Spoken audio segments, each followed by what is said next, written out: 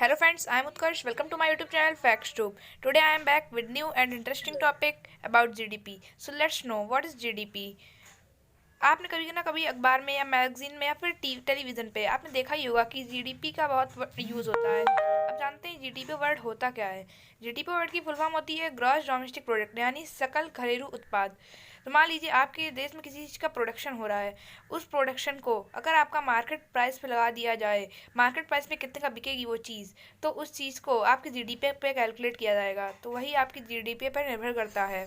GDP निर्भर होती है एग्रीकल्चर, इंडस्ट्री और सर्विस पे। एग्रीकल्चर यानी आपके यहाँ भी जो भी उत्पाद हुआ है एग्रीकल्चर में, वो उत्पाद कितने में बिका, जितना ओन कंजप्शन के लिए होगा उसको नहीं गिना जाएगा। आपने कितने का उसे बेचा, और बेचा जो आपके नागरिक ने और बाहर जो अदर कंट्रीज में बिकने गया वो कितने का बिका, और जितना का बिकेगा वो, तो वही नेटवर्थ जीडीपी पे कैलकुलेट हो जाएगी। तो यही सेम प्रोसेस है इंडस्ट्रियल और सर्विसेज पे भी।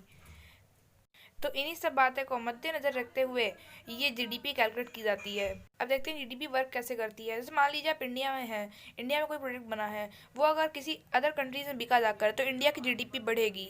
पर अगर चाइना का प्रोडक्ट इंडिया में बिकता है तो चाइना की जीडीपी बढ़ेगी, पर अपनी जो कंट्री है उसकी जीडीपी में वो नहीं ऐड होगी, जो हम लोग चाइना का माल खरीदेंगे।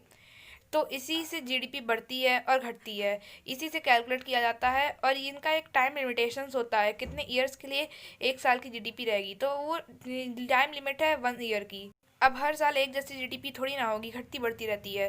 तो इन्हीं जीडीपी को कैलकुलेट करके हर कंट्रीज़ अपने आप से अदर कंट्रीज़ की जीडीपी तुलना करती है, ये जानने के लिए कि किसकी कंट्री का जीडीपी सबसे ज़्यादा है, और वही poorest and richest country major हो जाता है। अब जानते हैं अपने कंट्री की जीडीपी बढ़ती कैसे है। मान लीजिए आप इंडिया में रहते हैं और चाइना का माल प्रयोग कर रहे हैं, तो चाइना की जीडीपी बढ़ रही है, ना कि इंडिया की।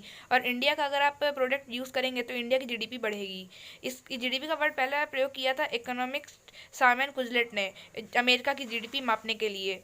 सो आपको कैसा लगा ये वीडियो देखकर कमेंट सेक्शन पर लिखना मत भूलिएगा। Thanks for watching.